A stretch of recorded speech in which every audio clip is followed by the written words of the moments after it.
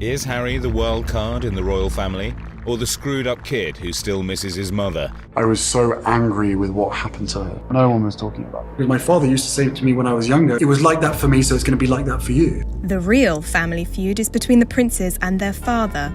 There have been rumours of heated rows and angry telephone calls. I will not be bullied into playing a game that killed my mum. Is Charles betraying Harry the way he betrayed Diana? Your relationship with Camilla Parker Bowles, persistently unfaithful to your wife. Why would Charles leave his sons with a woman their mother despised? I'm not a total idiot. They're the most cold people on this earth. They see me as a threat of some kind, so I'm not a destructive person. Family members have said, just play the game and your life will be easier. But I've got a hell of a lot of my mum in me. When no one listens to, all sorts of things start to happen. If he's provoked, he can fly off the handle. In a fit of temper, Harry hit a photographer outside a London nightclub. It's another right royal mess. And once again, it's Prince Harry who's in the firing line. Do you now expect this issue to go away? Would have been nice if it did. My father always stopped taking my calls. What do you think your mom would say? William was 15 and Harry almost 13 when they walked behind their mother's coffin in view of the watching world. Before I knew it, I found myself, with a suit on and with a black tie, and I was part of it. At that point, I was still in shock. Disbelief, refused to accept it. I was outside of my body and just walking along doing what was expected of me. Showing 1/10 of the emotion that everybody else was showing. It's not so much a job as a way of life. And above all else, I think the important thing is to serve this country. The boy had lost a mummy who he absolutely adored, and he has been thrust onto the world stage. Heartbroken, Harry couldn't understand why Charles wasn't fighting for Diana. One of the feelings that comes up with me always is the helplessness. Being too young to be able to help your mother.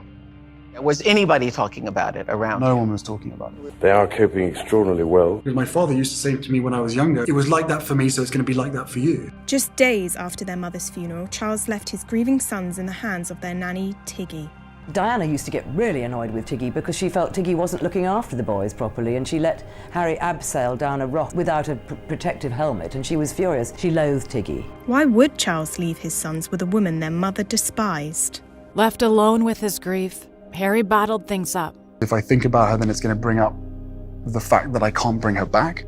And I didn't have anyone to turn to. The family, they very much have this mentality of, this is just how it is. Pain that is not transformed ends up coming out in all sorts of different ways. I was willing to drink, I was willing to take drugs, I was willing to try and do the things that made me feel less like I was feeling. I would probably drink a week's worth in one day on a Friday or a Saturday night. He has veered off the rails because he hasn't had the father figure there all the time when he's needed him. Still reeling from Diana's death, Harry hit a breaking point. I was so angry with what happened to her and the fact that there was no justice at all. She was very much still alive on the back seat.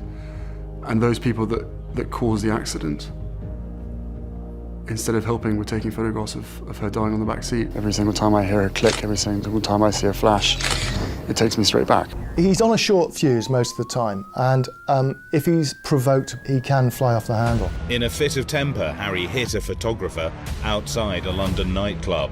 Charles scarcely knows what to do about his younger son's behaviour. There have been rumours of heated rows and angry telephone calls. Family members have said, just play the game and your life will be easier. But I've got a hell of a lot of my mum in me. Diana had never been one to follow the rules either. Diana burst through the monarchy like a sort of blazing comet. I remember when I used to sit on hospital beds and hold people's hands, people used to be sort of shocked because they said they'd never seen this before. And to me, it was quite a normal thing to do. And I'm here to do good. It was that love that even if she was on the other side of a room, you could feel it. She used her power to break down the walls that the monarchy had built to protect itself. They see me as a threat of some kind, so I'm not a destructive person. The best lesson that I learned from her is be yourself. Their father believes that they will need one quality above all. Good manners. which I think a lot of people have forgotten. Charles was going to do whatever it took to stop his son from rebelling like Diana had. Aged 20, his father handed him over to the Sandhurst Military Academy. The regime here is unforgiving. Many of the cadets who turn up have been used to working for 4 hours a day and sleeping for 20, and our aim is generally to reverse that cycle. But Charles didn't know Harry like Diana had. Harry's always been interested in the military. That's what Diana is explaining to me. Harry will be fine because he's always loved the military. It's very easy to completely forget about who I am when I'm in the army. I am one of the guys. But when he was deployed to the front line, Harry threw himself into serving his fellow soldiers. If they said, no, you can't go front line, the last thing I want to do is have my soldiers sent away. And for me to be held back home thinking, well, what about David? What about Derek? But Harry was soon pulled away from the men he was trying to save. I'd done everything I could to get out there, literally being plucked out of my team. I'm an officer, I'm leaving my soldiers, and it's not my own decision. I was broken. But what Harry saw on the plane back to England changed everything. And while I'm sitting there, I look through the curtain in the front, and there's 3 of our lads wrapped up in plastic, missing limbs. And I suddenly thought to myself, people don't get to see this. Harry realized to truly be like his mom, he had to stop lashing out and start fighting for others. My mum clearly taught me a certain set of values, of which I will always try and uphold. The now 31-year-old royal dedicating himself to supporting wounded warriors and his mother's legacy. These people are role models, and they need to be celebrated more amongst society. But when he fell for an outsider, Meghan Markle, all the pain he thought he'd left behind came rushing back. His great fear now that his wife is subject to the same pressures as his mother was. All of a sudden, all of this grief that I'd never processed started to come to the forefront. I really regret not ever talking about it. Yeah, for the first 28 years of my life, never talked about it. I knew that if I didn't do the therapy and fix myself, that I was going to lose this woman who I could see spending the rest of my life with. And when Harry became a new dad, he was desperate to protect his son. So he reached out to Charles one last time.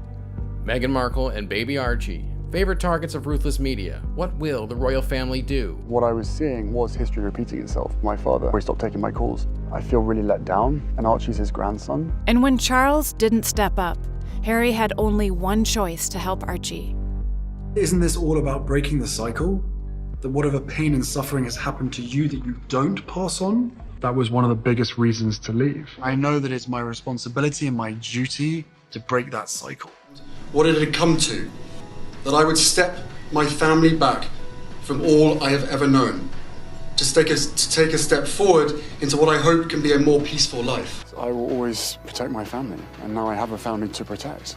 Prince Harry is carrying on his mother's legacy in his new life away from the royals, dedicating his time to serving others through his new non-profit company, Archwell. But by breaking the cycle, Harry created a brighter future not just for his son, but for many others as well. I hope that a lot of my mother's talents are shown in a lot of the work that I do. I have no doubt that my mum would be incredibly proud of me. I'm living the life that she wanted to live for herself, living the life that she wanted us to be able to live. Now I'm in a place where I feel as though I should have been years ago. We've got a beautiful little boy and then another little baby girl. I never dreamt that. I'm on my way to having healed that part of my life. Those younger years, I'm still the person that I was, but I'm just a better version of that.